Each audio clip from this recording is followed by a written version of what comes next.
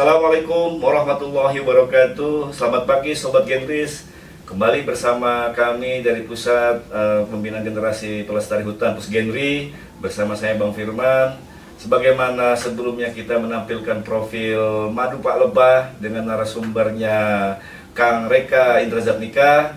Kali ini kita menghadirkan beliau langsung ke kantor kami untuk kita menggali potensi beliau lebih dalam. Kang Reka, kita panggil Kang atau Mas nih enaknya nih? Kang Reka boleh, Mas boleh. Mas Reka. Siap. Beliau ini seorang pengusaha juga, pengusaha madu, wirausaha muda yang sukses. Beliau juga mungkin pakar. Sekali kita akan menggali lagi tentang beliau. Kang Reka, ini mungkin teman-teman ingin tahu lebih dalam kenapa berkecimpung di dunia lebah itu, awal mulanya gimana? Iya. Terima kasih sebelumnya Kang Firman sudah mengundang kami di Kementerian Kehutanan untuk kegiatan ini. Jadi awal mulanya kita menggeluti lebah madu itu tahun 2006. Jadi setelah selesai sekolah itu kita mencoba melamar pekerjaan. Kemudian suatu ketika menemukan salah satu lahan lebah madu yang jarang sekali, yang yang belum pernah saya temuin. Tapi secara materi kuliah itu sudah kita pelajari di Fakultas Peternakan di IPB. Kemudian saya lulusan alumni IPB. Jadi pas kuliah itu ketertarikan saya semakin kuat mengenai lebah madu ini. Jadi setelah saya pelajari, kemudian saya belajar 9 tahun dari 2006 sampai 2013. Akhirnya 2013 itu untuk memutuskan untuk berkecimpung di lebah madu sampai sekarang. Oke. Jadi memang diawali oleh minat dulu ya. Minat dulu. Jadi itu teman-teman intinya yang ingin berwirausaha, kunci penting adalah minat dari dulu. Oke, lebih lanjut ini teman-teman mungkin generasi muda ingin mengenal nih, kira-kira untuk menjadi seorang pengusaha yang sukses ataupun yang berhasil, poin penting apa nih Kang Reka nih, share ke teman-teman generasi muda? Iya. Untuk menjadi seorang wirausaha, jadi agar usaha kita itu berhasil adalah kita harus konsisten. Jadi konsisten itu adalah salah satu kunci kita serius pada apa yang kita tekuni. Karena dengan konsisten, apapun masalah yang terjadi di lapangan itu bisa kita atasi. Kefokusan, kesabaran, dan kekuatan mental kita untuk yakin, sukses, dan berguna untuk keluarga dan untuk masyarakat. Kalau kita bisa memfokus pada bidang itu, insya Allah kita akan menemukan keberhasilan. Seperti itu. Berarti kuncinya itu di konsisten. Konsisten teman-teman semuanya untuk menjadi seorang pengusaha muda itu konsisten. Artinya kontinu, semangat, pantang menyerah. Betul. Ini kita lihat teman-teman semua di sini ada produk dari Madu Pak Lebah, dari Kang Reka sendiri, CV Pak Lebah ya. Ya. Ini ada madu, beberapa madu, beliau juga mungkin memproduksi propolis ya, propolis, madu, jenisnya dari lebah ternak ya, melifera, serana dan lain sebagainya. Ini kalau boleh tahu, mungkin teman-teman yang ingin melihat, kalau ingin belajar, melakukan studi banding, ataupun ingin mendatangi langsung tempat Pak Reka ini, di mana lokasinya? Iya. Untuk lokasi Madu Pak Lebah sendiri, tempat produksi kita ada kalau di Maps di gudang Madu Pak Lebah itu posisi di Bogor Selatan, di Cipaku. Terus kemudian untuk melihat farm, melihat peternakan kita, budidaya kita, kemudian penjualan bibit dan lain-lain, itu bisa di daerah Sukawening. Jadi kalau di Maps itu diklik aja peternakan Madu Pak Lebah. Jadi bisa langsung berkunjung, silakan. Nanti kita tunggu di sana, kita saling belajar mengenai bagaimana mencintai lebah madu. Baik, mungkin nanti teman-teman kita akan cantumkan di layar alamat lengkapnya dari Pak Madu Pak Lebah ini, supaya teman-teman bisa lebih gampang, mudah menemukan tempatnya. Kalau untuk studi banding ataupun mungkin family gathering atau belajar bisa ya Kang? Bisa teman-teman. Kalau boleh tahu ini level untuk pemasaran madunya sudah sampai mana sejauh ini Kang? Level pemasaran madu dengan dibantu oleh dengan seperti marketplace, itu penjualan kita juga sudah sampai ke Papua, sampai ke Sulawesi. Kemudian ada di sekitar sini Jabodetabek, Jakarta, Bogor dan sekitarnya. Wah, luar biasa. Iya. Kalau boleh jujur nih, lebih enakan jadi pengusaha atau karyawan? Teman-teman nggak begitu Iya. inspirasi. Jadi sebenarnya pada dasarnya ini semua ada resikonya. Semua dari resiko menjadi karyawan juga enak, menjadi pengusaha juga enak. Cuma kelebihannya adalah pengusaha kita bisa mengatur waktu kita. Jadi waktu itu kita genggam sendiri tanpa ada ikatan ikatan kewajiban yang harus kita harus kita lakukan. Cuma memang menjadi pengusaha adalah salah satu yang penting adalah salah satu kekonsistenan kita, bagaimana kita bisa menggaji diri kita sendiri. Itu yang harus kita perhatikan. Jadi waktu memang bebas, tapi kita harus bertanggung jawab penuh pada apa yang kita jual. Oke, baik Kang. Ini kebetulan di Pusgenri ini kita ada dua bidang. Yang pertama pembinaan generasi peduli alam. Ya. Yang kedua bidang pembinaan kewirausahaan kreatif kehutanan generasi muda. Mungkin dari Akang ini bisa memberikan ilmu pengalaman kepada teman-teman. Ini awal mulanya ini cara membentuk, kita kan kebanyakan teman-teman juga bingung untuk pembentukan PT atau CV-nya itu gimana cara pendaftarannya kan? Iya. Produknya. Jadi khususnya untuk madu, jadi sebelum kita menjual produk, jadi kita harus tentukan konsep produk yang akan kita jual, arahnya kemana. Kemudian untuk perizinannya, kalau untuk madu bisa PIRT halal, itu bisa kita urus ke dinas perindustrian.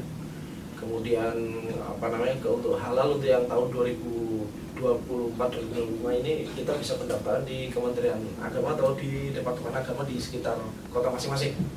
Jadi salah satu license yang harus kita penuhi itu ada dua, yaitu PIRT, kemudian halal, kemudian terbaru ini adalah NKV. NKV adalah nomor kontrol veteriner. Itu harus dapat kita.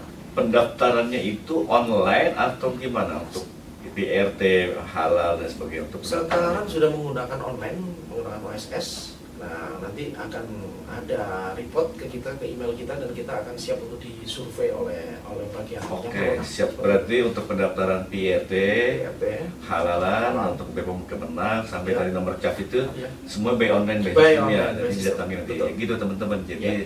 untuk membuat lisensi perizinan dari PIRT, halalnya sampai dari nomor CAF-nya tadi by sistem online nanti akan disurvei, ada konfirmasi ke email kita masing-masing. Betul.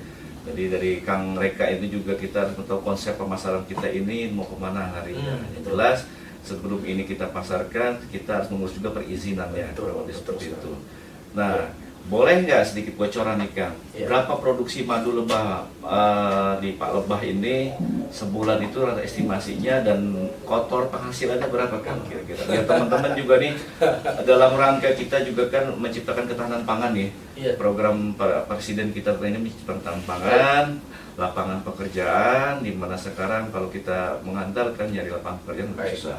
Gitu. Baik. Siap. Jadi kalau untuk produksi madu Pak Lebah sendiri, untuk produksi penjualan pembotolan, kemudian penjualan curah itu kita bisa sampai data terakhir di 2025 ini kita bisa sampai 800 kilo sampai 1 ton. Jadi 1 ton itu standar kita.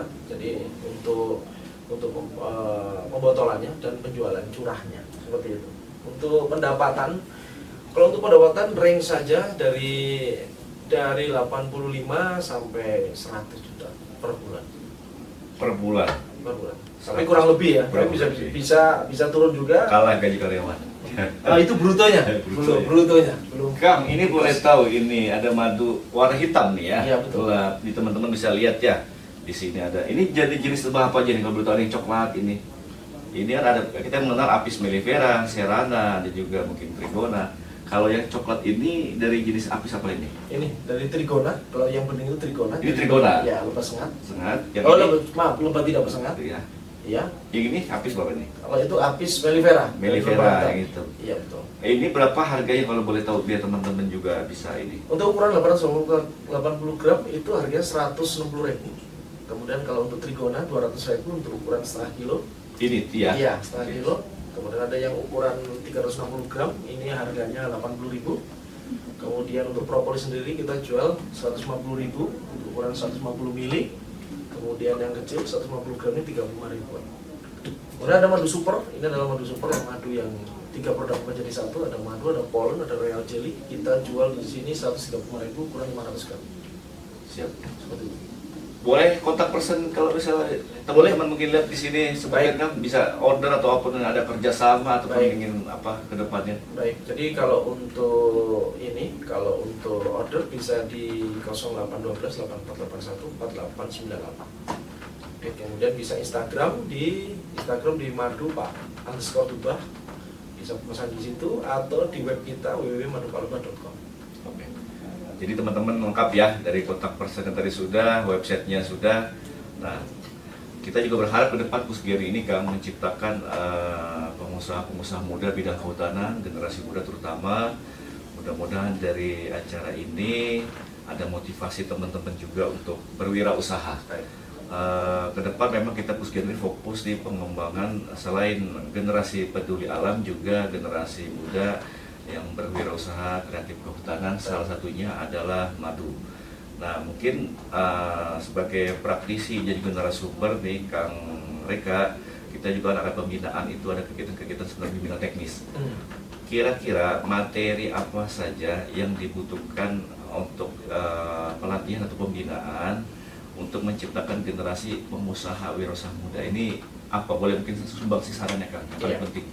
Jadi kalau untuk materi untuk membangkitkan wirausaha muda itu adalah pertama adalah keilmuan. Jadi keilmuan pada bidang yang akan dikembangkan. Jadi karena memang seorang pengusaha atau wirausaha itu landasan dasarnya adalah keilmuan yang jelas. Jadi keilmuan yang pasti, keilmuan dari seperti halnya kalau Bang Madu, keilmuan yang pasti budidayanya itu harus kita dari hulu hilirnya. sampai hilir. Jadi bagaimana cara kita merawat lebah, bagaimana cara lebah itu kalau sakit menjadi sehat kembali, bagaimana cara mengatasi hamanya, dan kemudian nanti mungkin hilirnya kita bisa belajar bagaimana salah satu supaya pemasaran kita bagus. Nah, itu harus kita pelajari bagaimana trik penjualan produk kita itu meningkat seperti itu.